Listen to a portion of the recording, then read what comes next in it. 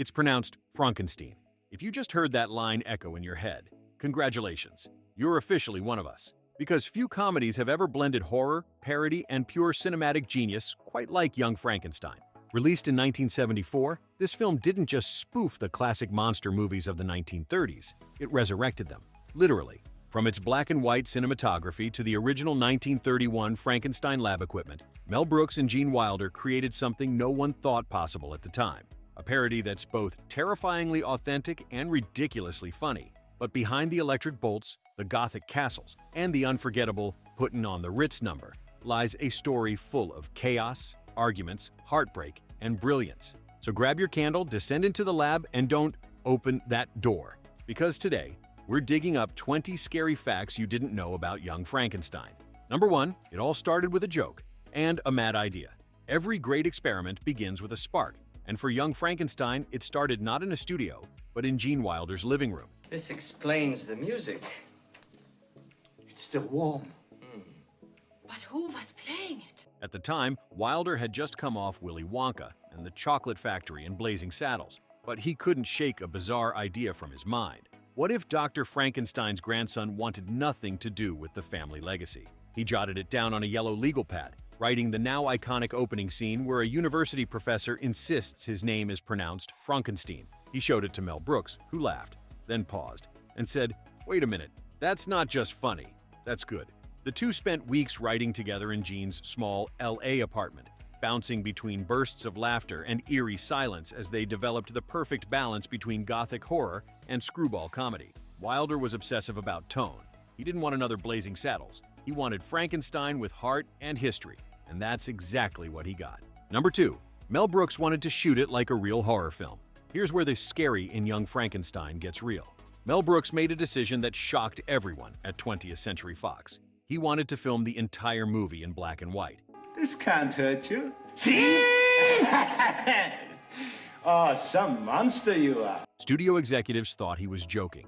In the mid-1970s, black and white was considered box office suicide, but Brooks refused to budge. If it's in color, he said, it's not Frankenstein. It's just another comedy. To make it authentic, Brooks hired Gerald Hirschfeld, one of Hollywood's top cinematographers, and gave him a single mission: make the movie look like it was shot in 1931.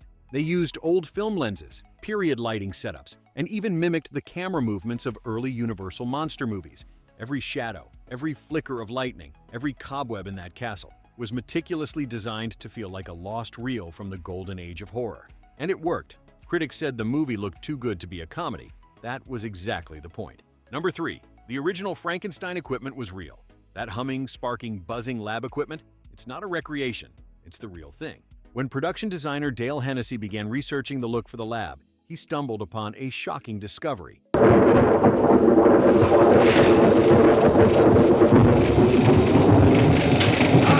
Kenneth Strickfaden, the original designer of the electrical props used in Frankenstein, 1931, was still alive and still had them. Strickfaden had kept everything in storage for over 40 years. The switches, the coils, the massive lightning generator known as the Tesla Tower. Mel Brooks couldn't believe his luck. He tracked down Strickfaden, brought him to the set, and offered him the chance to reanimate his own creations. So yes, the iconic "It's Alive" laboratory you see in Young Frankenstein is literally the same one Boris Karloff stood in 4 decades earlier. In a way, Brooks didn't just parody Frankenstein, he resurrected it. Number 4. Gene Wilder and Mel Brooks nearly killed each other over one scene. Their creative chemistry was undeniable, but also volatile. Both men were perfectionists, and one scene almost ended their partnership. The moment in question? The infamous "Puttin' on the Ritz" musical number. Wilder fought for it. He said it would be the perfect absurd climax. Frankenstein's monster, dressed in a tuxedo, singing a Broadway tune. Brooks hated it. He thought it broke the movie's gothic illusion completely. "You're gonna ruin the whole picture," he shouted. "No," Wilder argued. "It'll make the whole picture." The argument got so heated that Wilder stormed out of the room, and Brooks later admitted he was seconds from scrapping the whole project. But the next day, they cooled off, shot the scene anyway, and it became one of the most beloved surreal moments in comedy history.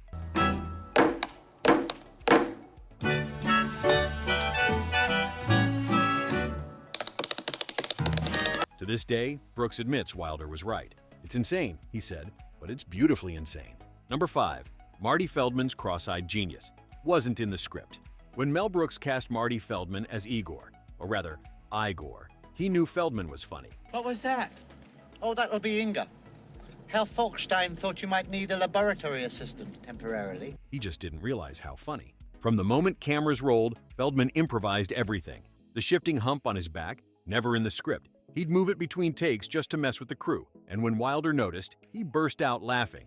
Brooks decided to keep it. Feldman also invented Igor's sly, fourth-wall-breaking attitude. Every time he glanced at the camera, smirked, or muttered a sarcastic line under his breath, that was pure Feldman. He brought an energy that made the horror feel alive and the comedy feel unpredictable. Even the walk this way gag, now one of the most quoted lines in comedy, was a Feldman improv. Brooks later said, "Marty was the ghost in our machine. He didn't just play Igor, he possessed him." Number 6. The studio hated it before they saw it. You'd think with the success of Blazing Saddles, Mel Brooks could do anything he wanted. But when Young Frankenstein went into production, 20th Century Fox had no idea what they were in for. Open this goddamn door, I'll kick your rotten heads in! Mommy! Nine! Executives were terrified. A black and white horror comedy? With a weird title and no mainstream stars? They were convinced it would flop. They demanded Brooks shoot it in color. He refused. They demanded a laugh track. He refused again. "You don't put a laugh track in Frankenstein," he snapped. When the studio heads saw the first rough cut, they didn't laugh once. They thought Brooks had lost his mind. But when test audiences finally saw it, they roared. The laughter was so loud that Fox immediately ordered a wide release. It went on to gross over $86 million worldwide, more than 10 times its budget, and became a timeless cult classic. Proof that sometimes the craziest ideas are the ones that bring a monster to life. Number 7. Gene Wilder took the role deadly seriously. For a movie packed with jokes, Gene Wilder treated every scene like Shakespeare. Seriously, the man approached comedy like a tragic hero. While Mel Brooks cracked jokes between takes, Wilder would stand in the corner of the set, quietly rehearsing, muttering lines under his breath like a scientist reciting an incantation. He insisted that Dr. Frederick Frankenstein wasn't a clown. He was a man tormented by his family's legacy, desperate to prove he was sane. That's why Wilder's performance works. He plays it straight while everyone around him goes insane, and that contrast is what makes the movie so funny. His eyes burn with real obsession, his voice trembles with conviction, and when he screams, It could work! Brooks later said Wilder was the beating heart of the film. He made you believe the impossible could actually happen, and that's why the comedy hit so hard. Number 8. The monster's makeup was an art form of its own. When Peter Boyle took on the role of the monster, he faced an almost impossible task: follow in the footsteps of Boris Karloff, the original creature. But instead of imitating, Boyle and Brooks reimagined the monster through a comedic lens while keeping the horror real. The transformation took 4 hours of makeup every morning. The prosthetic bolts, the head scars, even the subtle green-gray skin tone were designed to match the classic Universal look, but with sharper contrast for black and white film. Wow! Makeup artist William Tuttle, famous for his work on The Twilight Zone, used hand-painted latex layers to give the creature depth under monochrome lighting. In color, it looked absurd, shades of purple and sea green, but on screen, it came alive like an old nightmare reborn. And here's the eerie twist. Peter Boyle often stayed in costume during breaks, wandering the studio lot silently to stay in character. One day, he startled a group of secretaries so badly they thought Universal's Frankenstein exhibit had escaped its case. Number 9. The castle set was built to feel haunted. The castle in Young Frankenstein looks straight out of a 1930s horror film, because it was designed to. Production designer Dale Hennessy, who also worked on Fantastic Voyage, built it with authentic Gothic architecture, using arched hallways, fog machines, and hand-painted cobwebs for texture. But what really sold the illusion was sound. Brooks demanded that every door creak, every floorboard groan, and every lightning crack echo through the halls. Good! What is it? What's the matter? Quick, give him the... He wanted the set to feel alive. Crew members swore the set felt eerie even between takes. Lights flickered for no reason. Doors slammed when no one was near. Mel Brooks laughed it off, until one night he stayed late editing in the castle and heard what he described as a slow, dragging chain sound coming from the basement. He never edited there again. Whether it was coincidence or something more, we'll never know. But everyone agreed. Young Frankenstein's castle had its own spirit. Number 10. Mel Brooks' voice haunts the movie, literally. You might not see Mel Brooks in the film, but you definitely hear him. The director slipped his voice into several scenes as hidden cameos. The most famous? The howling wolf in the distance. That's Mel. He howled into a microphone, distorted the pitch, and layered it with a real wolf recording. He also voiced the shrieking cat, a faint ghostly scream, and even one of the villagers. Brooks loved inserting himself subtly, phantom presence guiding the madness. He once said, "If you listen closely, you can hear me all over that movie. It's like my DNA got stuck in the film stock." For audiences, it became one of those unspoken Easter eggs, a little secret hiding in the shadows of Transylvania. Number 11. The scene that almost made everyone quit. There's one moment in Young Frankenstein that pushed the entire cast and crew to their limits, the brain transplant sequence.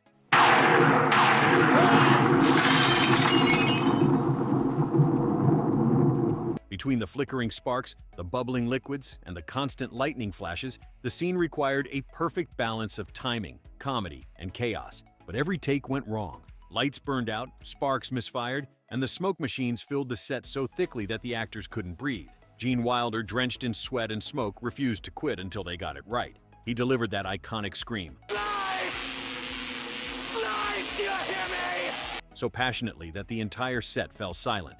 Then, as the dust cleared, Mel Brooks shouted from behind the camera, "That's it! You scared the hell out of me!" That was the take they used. Behind the laughter, Young Frankenstein was a physical grind. But those moments of madness are exactly what made it legendary. Number 12. Gene Wilder had one rule for the monster: don't be funny. Peter Boyle was a naturally hilarious guy. On Blazing Saddles, he'd crack up the cast between takes with quick wit and impressions. But on Young Frankenstein, Gene Wilder gave him one command: if you play him for laughs, it won't be funny. Wilder believed the monster needed to be tragic, a creature desperate to connect, like Karloff's original version. That emotional grounding gave the film surprising depth. When the monster reaches for a flower or bows during Puttin' on the Ritz, there's a strange tenderness under the absurdity. To look like Gary Cooper. And that's the genius of the film. It feels like it could suddenly turn sad or frightening, even though it's a comedy. That emotional whiplash keeps the audience glued, never knowing what's coming next. As Brooks said, the audience laughs because they care. You have to care first. Number 13. One prop disappeared after filming and has never been found. Here's a little Hollywood mystery for you. When Young Frankenstein wrapped production, nearly every prop was cataloged and stored, except one, the monster's operating glove. It was the glove Gene Wilder wore during the reanimation sequence, covered in burn marks and tiny metal studs, part of the movie's most famous scene. We shall hurl the gauntlet of science into the frightful face of death itself. After shooting wrapped, it vanished from the set. Some say it was stolen by a crew member. Others claim Mel Brooks kept it as a personal memento and simply never admitted it. But decades later, it's still missing, never surfaced in any auction or collection. Fans have searched for it for years, believing it might be sitting in someone's attic, waiting to be rediscovered. If it ever does turn up, it'd be one of the most valuable pieces of comedy film history, the glove that literally brought the monster to life. Number 14. The mirror scene was a nightmare to film. One of the most iconic gags in Young Frankenstein, when Gene Wilder and Peter Boyle perfectly mirror each other's movements, nearly drove the crew insane.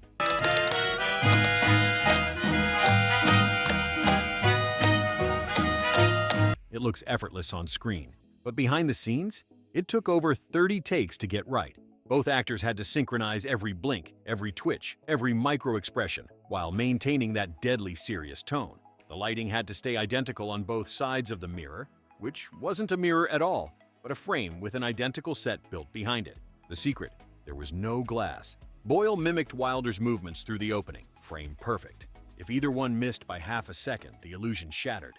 By the end of the shoot, both men were drenched in sweat, and the crew was emotionally fried. But when they finally nailed it, everyone burst into applause. Mel Brooks called it the greatest example of serious insanity I've ever filmed. Number 15. Madeline Kahn's seduction scene was almost entirely improvised. Madeline Kahn, who played Elizabeth, was the undisputed queen of unpredictable comedy. Her dry wit, timing, and fearless improvisation made her one of Mel Brooks' favorite actors, and nowhere is that clearer than in the monster's seduction scene. Kahn originally wanted to play Inga, the sweet assistant, but she convinced Brooks to let her play Elizabeth, so she could make her own entrance late in the story and steal the show. During the scene in the cave when the monster kidnaps her, and she starts moaning to the tune of "Ah, Sweet Mystery of Life," almost all of it was improvised. Sweet mystery of life. Brooks was in hysterics behind the camera but couldn't yell "cut" because the take was too good. It was pure, chaotic brilliance. Kahn said afterward, "It wasn't written dirty. It just became dirty." Classic Mel Brooks magic. Number 16. There was almost a Dracula crossover. In early drafts of the script, Gene Wilder and Mel Brooks toyed with the idea of connecting Young Frankenstein to another monster classic, Dracula. The plan was for the final scene to feature a mysterious carriage arriving at the castle, where a tall, shadowy figure steps out and says, "I'm looking for Dr. Frankenstein." I beg your pardon? My name. It's pronounced Frankenstein. It would have been Count Dracula, setting up a spiritual sequel. But studio executives vetoed the idea, fearing it would confuse audiences and turn the film into Monster Squad 2.0 before its time. Still, that crossover spirit survived. Years later, Brooks made Dracula, Dead and Loving It, a film that visually mirrors Young Frankenstein in tone, pacing, and gothic absurdity. In many ways, it was the unofficial reunion that never happened. Number 17. There was a secret cameo you probably never noticed. You might not have realized it, but there's a blink and you miss it cameo from Mel Brooks' real-life wife, the legendary actress Anne Bancroft. She appears as a villager in the angry mob scene, wearing a dark shawl and carrying a torch. Brooks later admitted it was a last-minute idea. Anne said, "You're doing a movie about Frankenstein and you don't have me in it? So I gave her a torch." She loved every second of it, though few fans ever noticed her under the makeup and shadows. For Brooks, it was his private little tribute, a love note hidden in a stormy night scene. Number 18. Mel Brooks almost cut the ending. It's wild to imagine now, but the original test screenings of Young Frankenstein had a completely different ending. After the monster's brain transplant succeeds, the film originally ended with the monster speaking eloquently and marrying Elizabeth. Fade to black.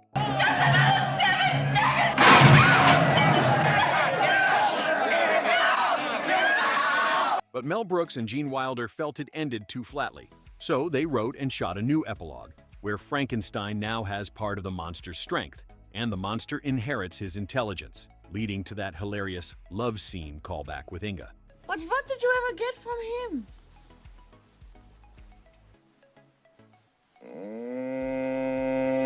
The new ending rebalanced the film's tone, from eerie gothic to full-circle absurdity. It gave the audience emotional closure and one last laugh. In classic Brooks style, it ended on the perfect punchline. Number 19. Everyone broke character, constantly.